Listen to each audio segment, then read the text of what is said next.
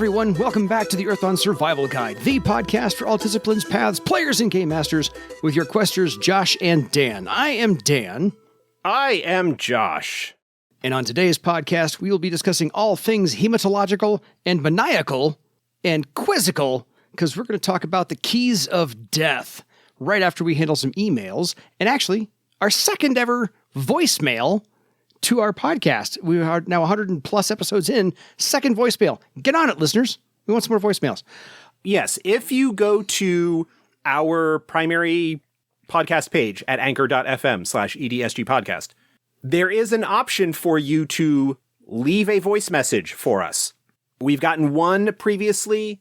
It's not required, but it's kind of cool. So somebody just left one for us the other day, and we will listen to that and respond. Yeah, Tristan was our first. Chris is our second, and he's got basically a question for us about wood skin. Good afternoon or good evening, or whenever you're recording this. I've got a rules question regarding wood skin. Wood skin says that you make a recovery test, make a wood skin test, and it adds the results to your health rating. Now, when I look under health ratings, it lists 4: unconsciousness rating, death rating, wound threshold, and recovery. It surely can't be adding to recovery, because that would be totally broken.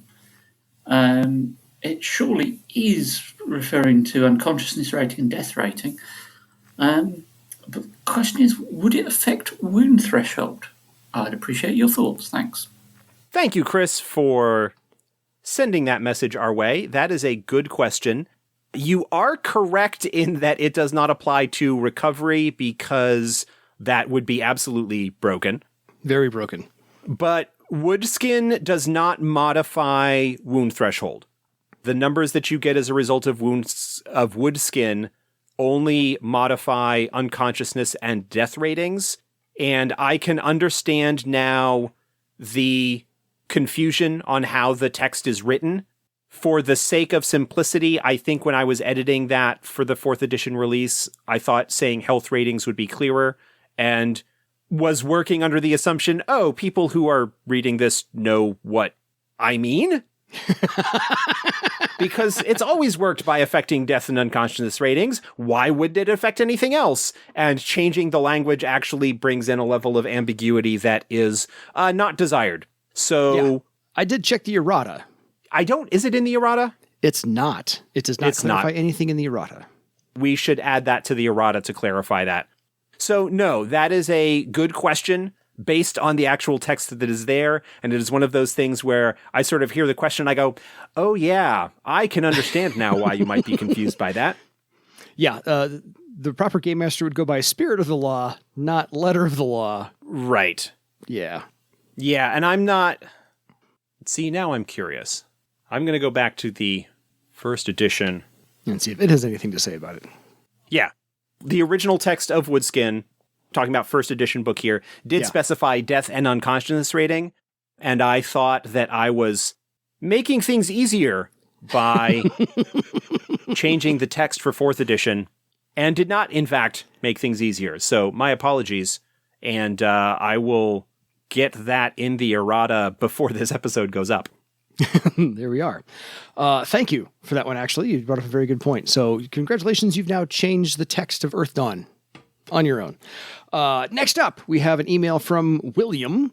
Insert proper temporal greetings here. I've been listening for a few weeks, binging episodes while I work, and I've got a couple of other sources for flavor of the horror stalker, among other things.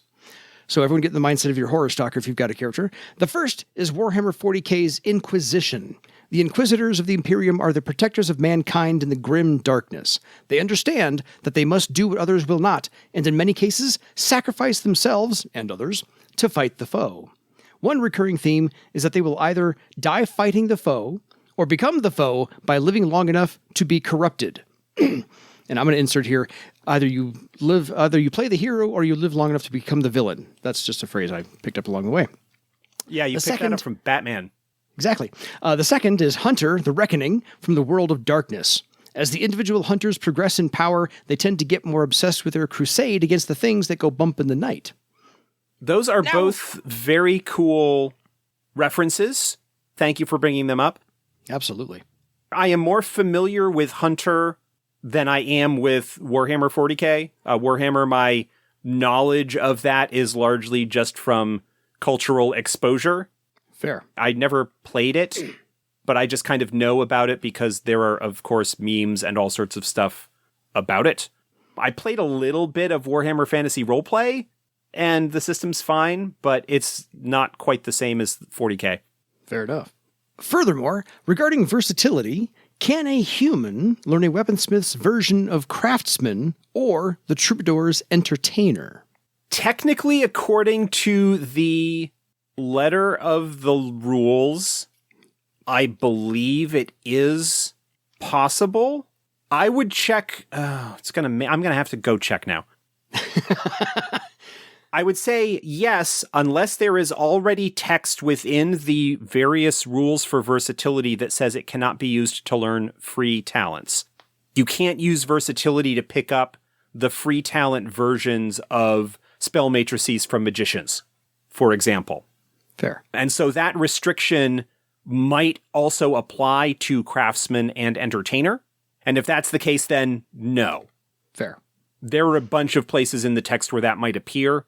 So that might be the case.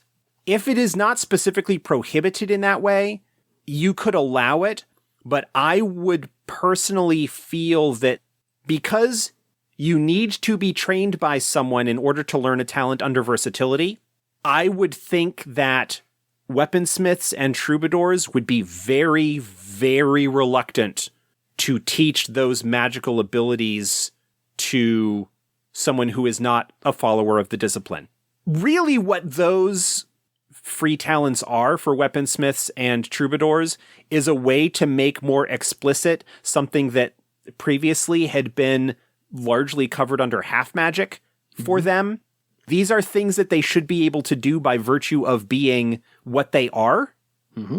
And so I'm personally against it. I don't like it as an idea.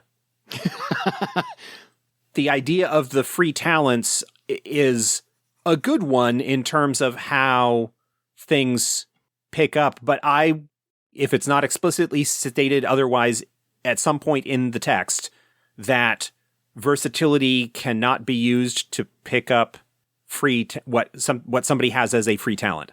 So you couldn't use it to pick up call missile from the archer. Or navigation from the scout.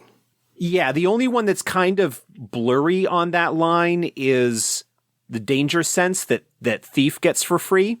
Mm-hmm. But that's also available as a non-free talent through the Scout. Yeah, Scout has that. And maybe one or two other disciplines might have it as an option. So it is possible to kind of pick up other ways.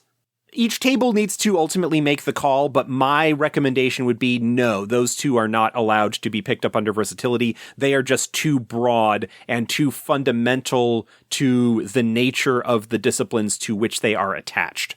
Fair.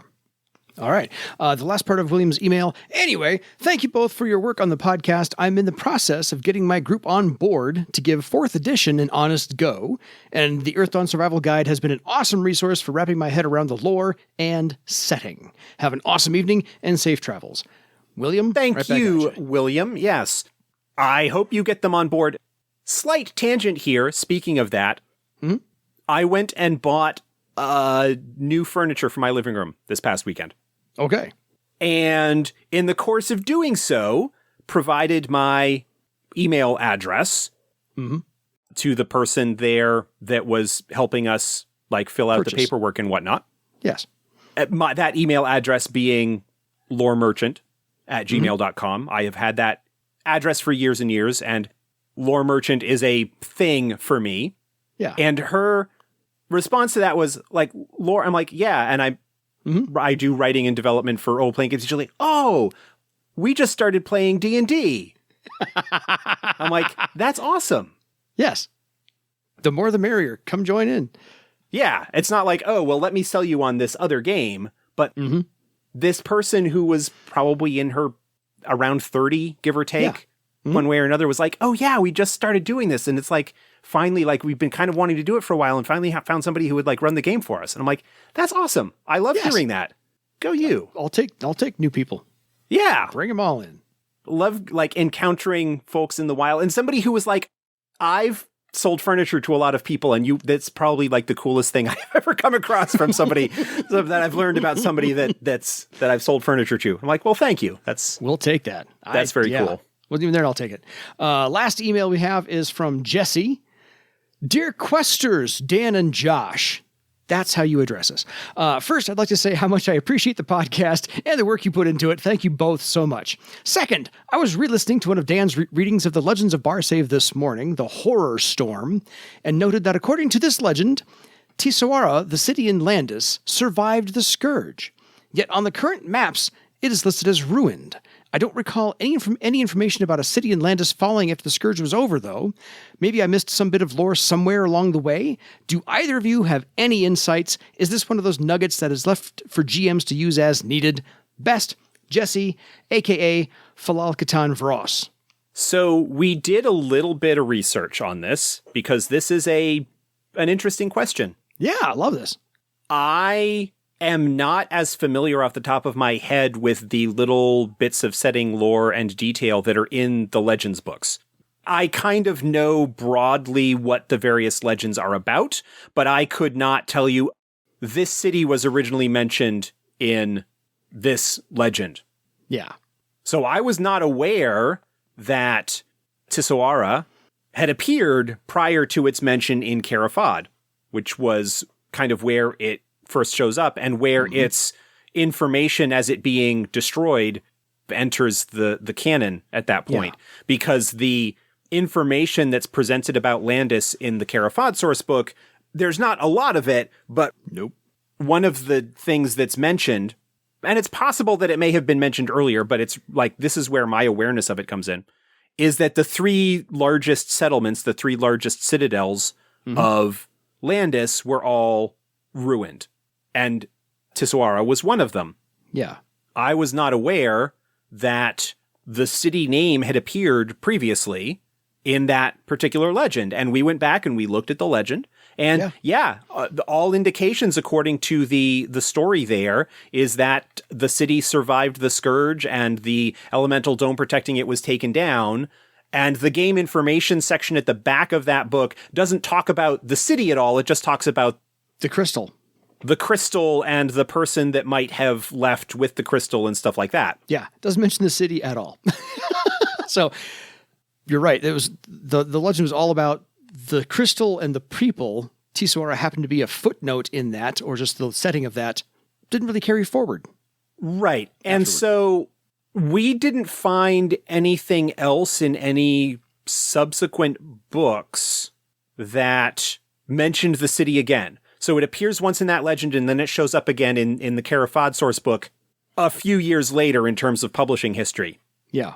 I don't know for sure, and it's possible that upon hearing this, Lou might offer a little bit of insight if he can recall anything about it, is that when the information was sort of being prepped for Landis for the Carafad book, they pulled the name for one of the major cares from that previous material.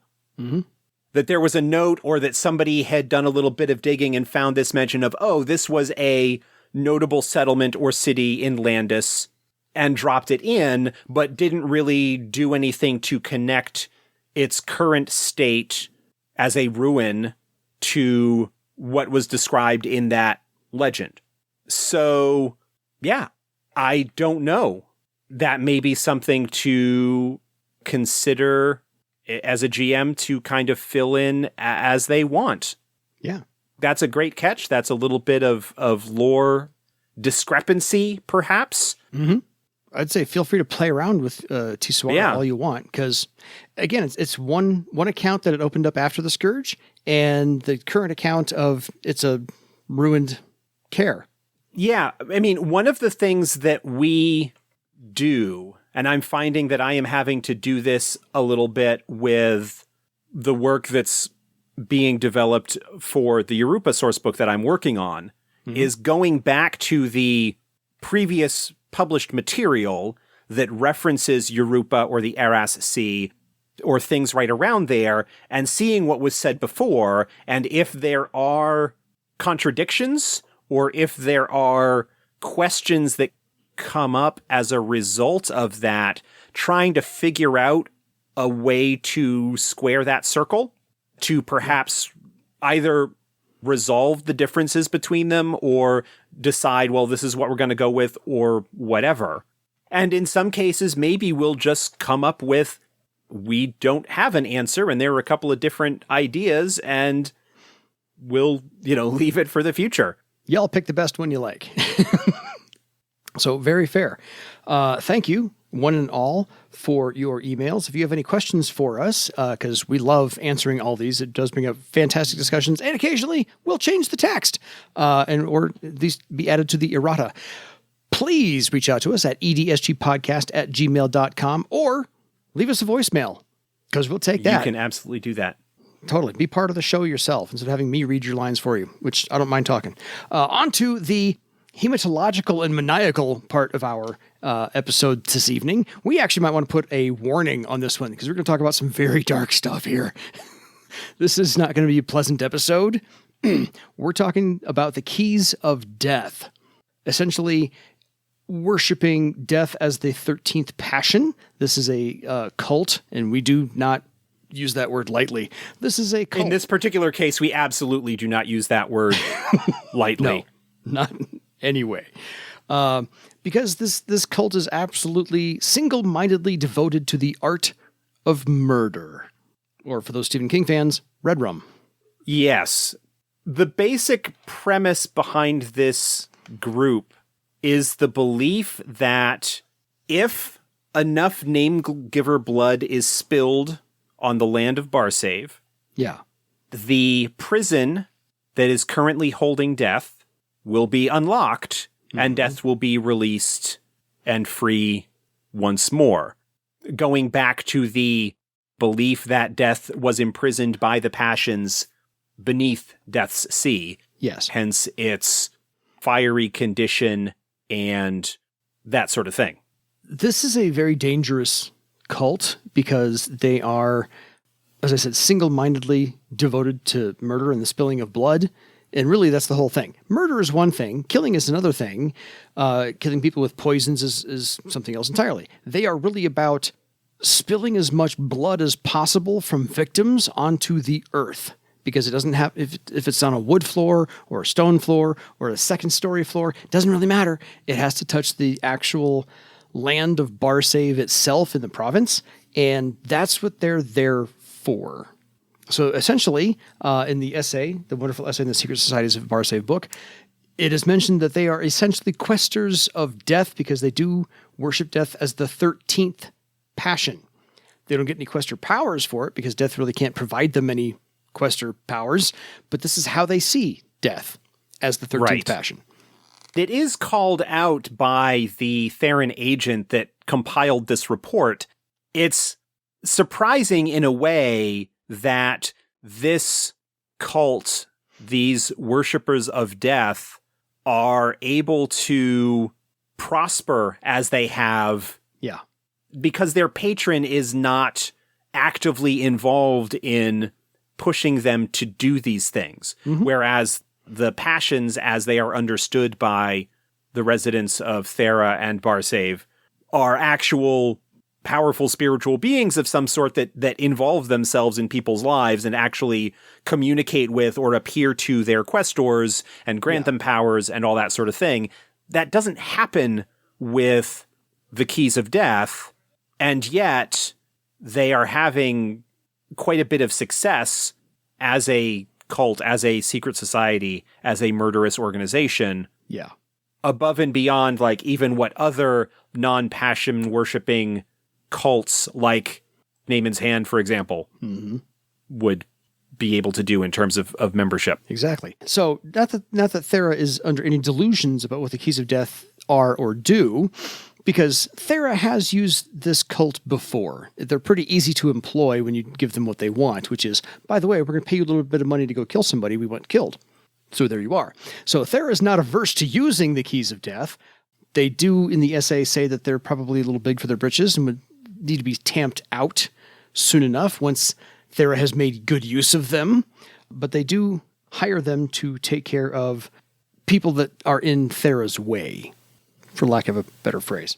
Yeah, the agent does point out that while the Keys of Death are very good at what they do, and what they do is killing people, they can be a little bit difficult to control compared to more traditional assassins, because more traditional assassins do it for the money, whereas the Keys of Death do it in service of their beliefs. And while it's not explicitly said, the intention there is that fanatics and true believers can bring their own baggage and problems to a situation that you could just as easily find their knives turned on you, and there's not necessarily any way for you to buy them off.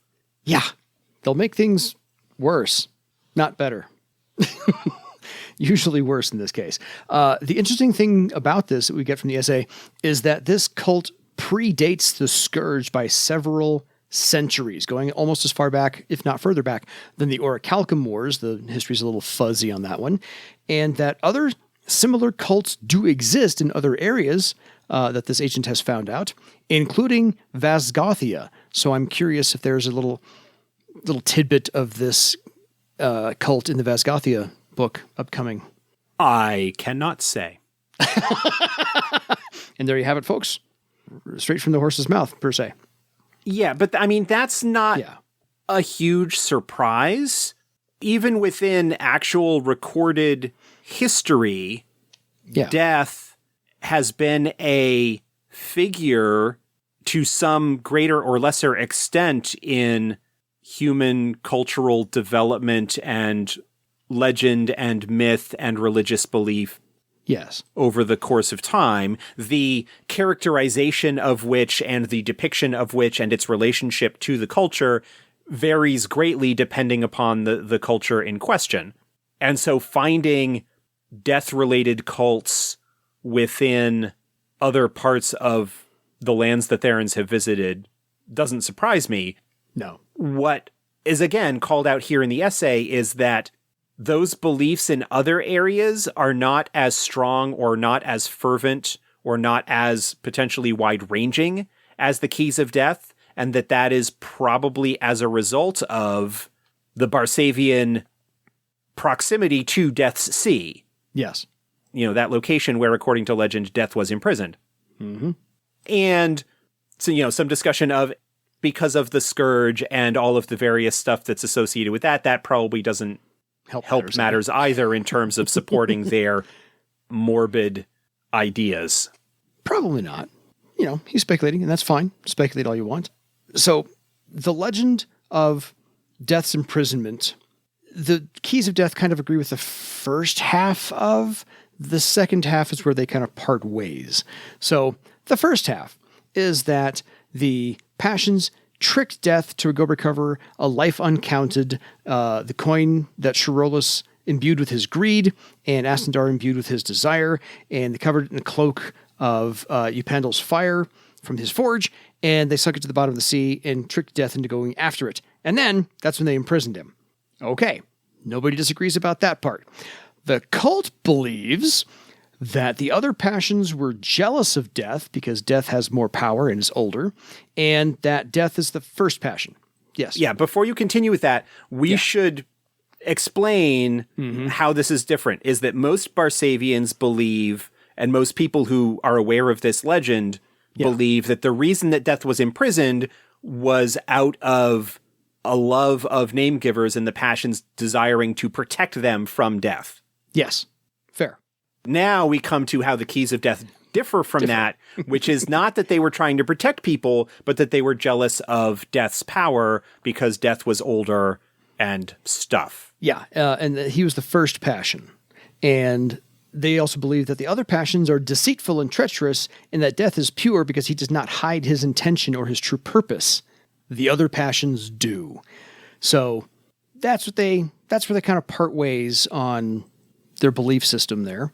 There's an interesting bit as well kind of tied to that, which is the idea that the undead, cadaver men, spectral dancers, various other things like that, did not exist prior to death being imprisoned, and that those undead are the result of name givers clinging to emotions associated with the passions strongly enough to defy death's grasp. Because death is so powerful that even imprisoned, death is able to capture people eventually. It's an eventuality, like, taxes. There's the whole phrase, death and taxes. One of those but things. I think that's a really neat idea. Yeah. This doesn't necessarily apply to all undead because you've still got your more mindless stuff, but spectral dancers and cadaver men and ghouls, all of them in one way or another could be viewed as embodying particular desires or hungers or whatever, just dialed up to the point where that is all that they are. That emotion is strong enough to allow the soul to continue animating the body after they should have passed on. Yeah, shuffled off their mortal coil. References and connections, so forth. It does mention that the Keys of Death do not worship the undead. They consider them abominations because they are thwarting the true proper cycle of things and are destroyed whenever possible because those spirits need to be returned to their rightful place. Yeah. So they don't like anybody who's undead either. That's it. So I was telling my wife about this the whole cult, and my wife is a huge person for the letter of the law because she says, for Sleeping Beauty, here's the rule, how to get her out of this prison that she's in. So for death, the passions gave us the rule, and in the Secret Society's book, it's that the passions chanted for their ritual magic, by fire and blood you are bound. So by fire and blood you will be freed. So this is why the cult believes if they spill enough blood on Barsaivian soil, it will unlock death from his prison. However, the longer version of that is actually, I found this in the Game Master's Compendium from the Red Brick Edition. Low Coast spoke the spell of binding. By fire and blood you are bound. By blood and fire you may be freed. Each drop of name-giver blood shed upon the land will wear away at your shackles as water wears away stone. So, a little bit longer there. That must have been pulled from another reference of the story, because I think the binding of death appears not only here.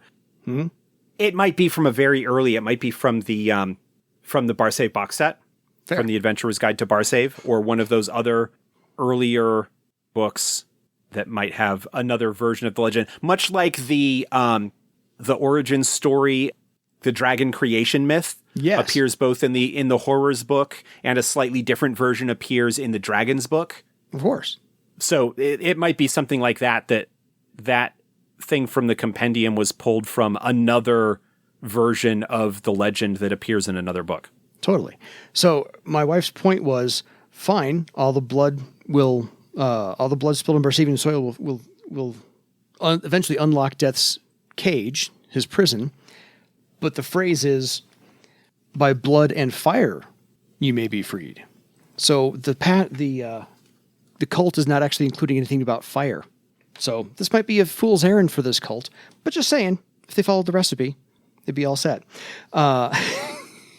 So if you are ever asked by a member of the Keys of Death to join their cult, be careful.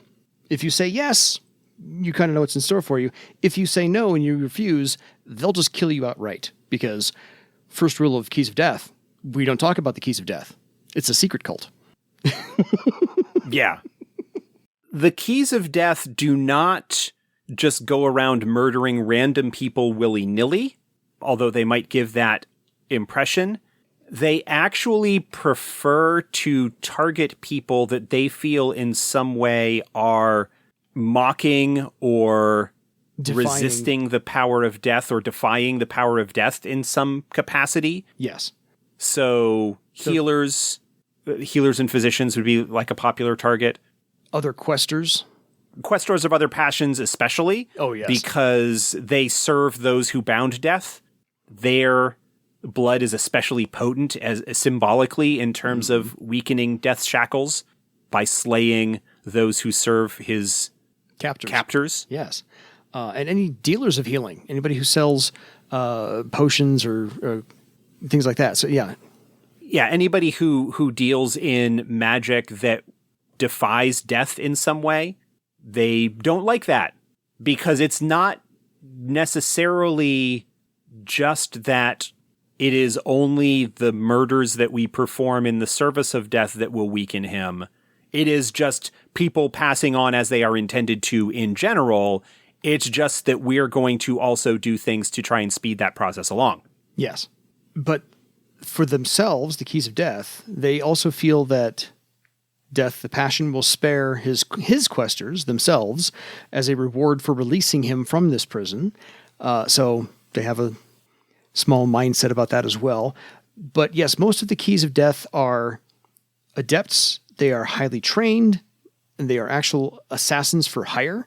They don't just, like to Josh's point, they're not just serial killers out there taking care of whoever they want. They have specific targets. They're hired. They do certain things. They wear specific garb to do so, to hide their identity, because they're doing it all in death's service. There's a particularly ritualistic aspect to the way that they do things, and something that you might draw inspiration from when you're dealing with members of this cult would be to look at pop culture depictions of serial killers, particularly like within the horror movie genre. Yes.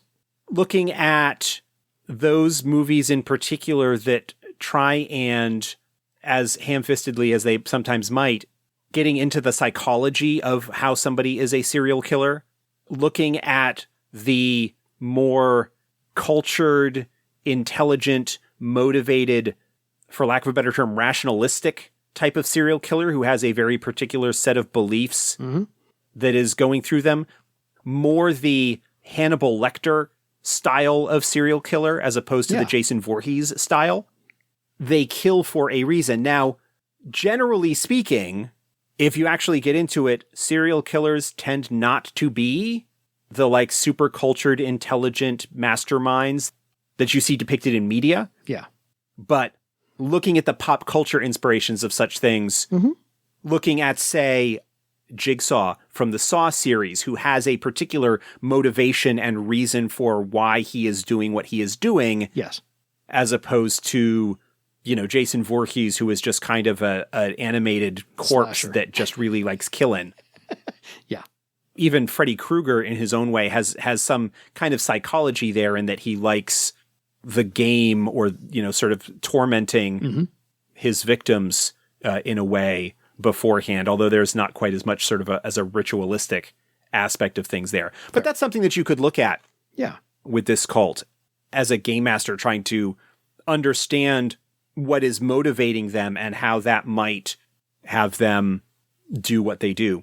Since this is a secret cult, they do have to operate, of course, in very much secret because you really can't pledge allegiance to a passion of death in the open. You're going to be kind of, you know, ostracized for that. So they keep this very much a secret. So really, this could be anybody your player characters are involved with, and they can be, you know, nice as sunshine and sweet as rain one day, and then the next day they find out, holy cow, this person I have been dealing with, this NPC I'm dealing with now is actually part of the keys of death. So that's an interesting thing there. So when they are doing their dirty deeds, they have this, they've actually, each member of the keys of death has created their own death robes. And this is a interesting thing about their pattern item. It's part of the group pattern. And so it imbues them while they're wearing it with these special abilities that other group pattern items do, but they're not actually doing any of the other ritualistic things to make the group pattern happen. So the author of the essay is still trying to figure out exactly how that works. Any insights? Not really. This is another case similar to the stones that the Fellowship of Night had, those bits that were parts of the life rock. Yeah. Where it's kind of treated as a group pattern item, but does not necessarily behave exactly in the way that the rules for player character group pattern items work. For me, as a GM, as a storyteller, I have no problem with the concept of the similarity of beliefs and the, at least on a certain level, the similarity of the rituals and practices of this cult doing similar things, however that might have been spread or originally inspired or anything like that, that in a sense develops its own magic, that the group pattern that has resulted from the Keys of Death existing as a organization has resulted in this kind of magical pattern that allows those practitioners to draw from it consciously or not, and to, as a result, do potentially weird things that, because they're associated with a murderous death cult, a lot of people don't get a lot of opportunity to study particularly closely, and so don't understand particularly well. Yeah, fair enough. But one last point to make real quick before we wrap things up here. The Keys of Death, just so you know, are also not only masterful and feared assassins, but they are experts in poisons, using them, selling them, and whatnot. And just so you know, they'll poison people that actually paralyze their victim so they can take care of the ritualistic blood spilling later. So it's not that they're averse to poisons. Poisons are helpful to them. Yes, they do have a unique poison that only they have, called Death's Tears. And what it does is it makes the victim weep blood. And so it kills them in that way, but as a result, because that death involves the blood spilling from their orifices, that kind of satisfies the ritualistic requirements of the blood spilling on the ground. Very unpleasant death if you think of stuff like hemorrhagic fevers and whatnot. Yeah. It's messy and unpleasant. I'm just reminded of the scene in Firefly. I forget the episode, but it's where the 2x2 Hands of Blue men finally show up to take River prisoner. And they have a little electronic device that causes bleeding from the eyes and so forth. So, a little visual representation. Yeah. So, there are easy ways to kind of use the Keys of Death in any campaign you're running. Josh, suggestions? There were a couple of different things that you could do. One, you could use them and lean into them as the hired assassin serial killer archetype, because while they do have this sort of ritualistic and ultimate long-term goal of killing people, they will accept jobs where they kill people for various reasons. It's just that because of their beliefs, you can't always trust that they will not turn those things on you given the opportunity. But to use them as agents or somebody that was hired by somebody else to kill a rival or political target or various other things. So you could absolutely use them as the sort of master assassin archetype that is merely a link in the chain to getting to the perpetrator who hired them to off their rival or whatever. That's one possibility. And in that case, they largely just operate as this kind of shadowy organization that is a little weird, but otherwise are just skilled assassins. The other possibility is to move into their activity as a cult that has a particular goal, and to have them be the agents of danger in a particular scenario where perhaps an individual or multiple individuals are being targeted, and the players in the course of investigating find this cult that is behind it and take action to interfere with the plot or stop them. Generally, best served as a kind of Seven style, like the movie Seven, mystery where you've got multiple victims and they kind of need to piece together the connections, taking inspiration from serial killer crime dramas kinds of things, where you are investigating mysteries and whatnot. The one thing that I would advise against is tying the Keys of Death and the history of the Keys of Death to any kind of horror manipulation or inspiration, only because that feels too easy. Yeah. And I don't like putting the horrors behind every bad thing that people do in the setting.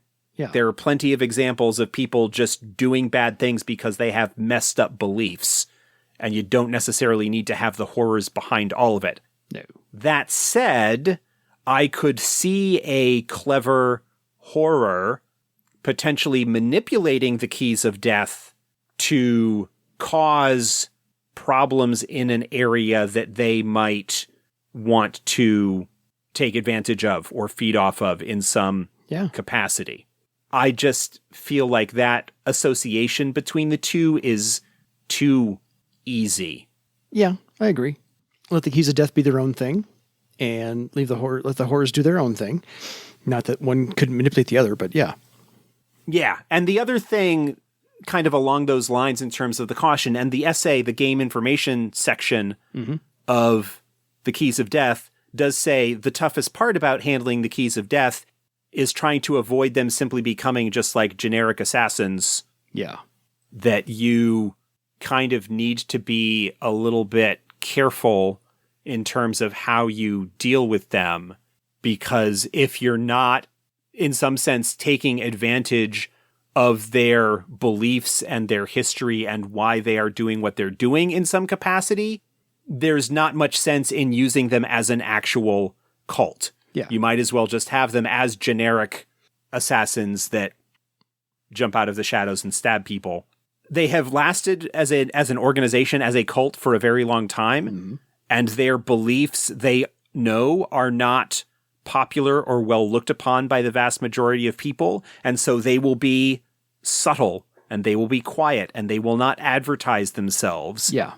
Perhaps, again, lean into the mystery investigation, serial killer drama kind of thing, trying to figure out who the perpetrator is, or perhaps perpetrators are. For an off-the-wall example, look at the movie Hot Fuzz, which is an amazing movie. Yeah. And a comedy, but also involves a secret cult that is at the heart of this idyllic little town. Obviously, they are not worshiping death to have him be released and reward them for their service, but it is still a dark organization that is doing these things because of their beliefs. And so perhaps having the characters get involved with a place where you're not dealing with a single murderer, where you're dealing with an actual community that is a cult. The entire community, or a significant portion of the community, is the cult. And the players ending up in a situation where they need to be careful and paranoid about who could possibly be in the service of this cult, because when they're acting in the service, they are wearing their robes and they are masked, and there's a lot of secrecy and things like that could be used as inspiration. Totally. It's fun to speculate about how to use these, because it's going to be a mystery to solve. It should be a surprise at the end, because they're putting on airs that they're not part of this cult, but they really, really are. And so the best way to do that is to have the characters you're running interact with this person and then pull the wool over their eyes the entire time. And then at the end, have them be revealed and get this huge shock and surprise to your player characters.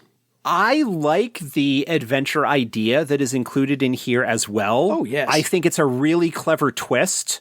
Starts off as being presented as the Keys of Death have started operating, but the player characters actually get hired by a member of the Keys who is pretty sure it's actually not them. Yeah. and is hiring them to find the real killers because the attention that the deaths have drawn, they don't like it. No. And so the player characters investigate and discover who is actually behind the killings. The keys of death are being framed because they're hoping to push the keys of death into taking a certain action. Yes. And I kind of like that. Double twist. That double twist, it combines like the serial killer mystery thing with a little bit of the political spy drama. I mean, it is set obviously back pre-Second War, and so there's a lot more Theran Thrall Cold War type stuff that's going on with it, but I really like the mixing of genres and the twists that are involved in that. And it could be that the player characters do everything and never learn that the keys of death are actually the ones who hired them to clear their name of a killing. If you do it just right, that'd be fun too. So if you have any questions for us on the keys of death, or you want to hear us talk about more about the keys of death, because we could seriously cover a whole lot more ground on speculation about these guys. However, this is very mature themes. It's not just about maybe killing an NPC here or there. They are specifically about the spilling of blood. So hence the hematological reference at the beginning of the episode. This is a careful subject matter to blend into your fictional role-playing game. Yeah. Please make sure everyone understands it's fiction and that it's just things that exist on paper and in your mind. When you start dealing with gruesome kind of stuff like this, you want to make sure that everybody is on the same page when it comes to the depictions and descriptions and so forth that are involved. And the kind of open conversation and ongoing conversation about the nature of the game and what people want out of it is an important one. Yes. And so as the GM, when you are planning adventures and doing stuff that is involved with this organization, you want to keep those boundaries or potential boundaries in mind. Agreed. So that warning out of the way, it is time for us to go, folks. So feel free to keep the keys of death away from your legend. Good night, everybody.